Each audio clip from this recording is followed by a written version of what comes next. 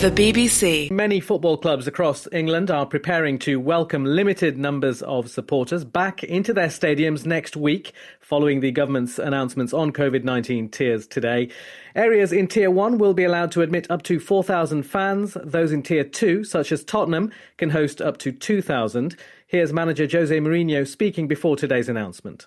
Looking at it by the economical perspective, I don't think there are good news for any club, but for the happiness of every player is a good feeling. It's understood Arsenal intend to have fans at the Emirates Stadium for their Europa League game with Rapid Vienna on Thursday the 3rd of December. That would be the first Premier League club to have fans back at a game.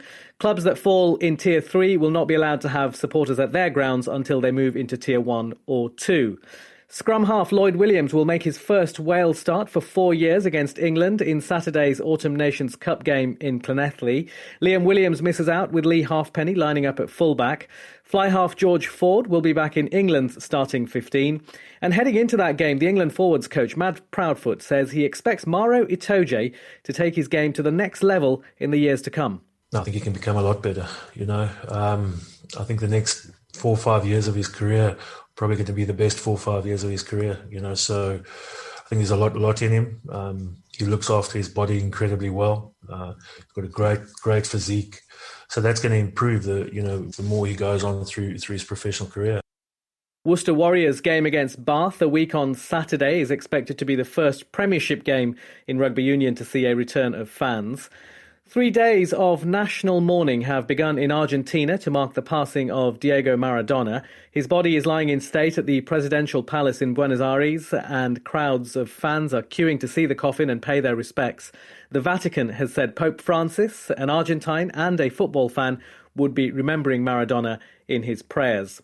Earlier, the former England striker Ian Wright told 5 Live that English fans should look beyond the infamous Hand of God goal. He's still living rent-free in a lot of Englishmen's heads 30-odd years after what's happened. But it was such an integral moment and seminal moment for me watching him be the great player that he was. He was somebody that I've never, ever disappointed when I watched him play. For me, he was the greatest for me. Mark Allen is through to the second round of the UK Snooker Championship in Milton Keynes. That's after a 6-1 win over Jamie Wilson. Allen is a big football fan as well, and afterwards he paid this tribute to Maradona. A bit before my time, obviously, but seeing videos of him over the years and the way the other players talk about him, he's obviously one of the best of all time, definitely the best in his era, and it's mad to think that 2 of the greatest footballers of all time died on the same day, obviously 15 years after George Best. And the England cricket captain Heather Knight and opener Tammy Beaumont helped Sydney Thunder to a 12-run victory over the holders Brisbane Heat in a thrilling semi-final in the Women's Big Bash League. They'll now face a Melbourne Stars side in the final that includes England teammates Catherine Brunt and Nat Siver. That's the latest from BBC Sport. BBC Sport.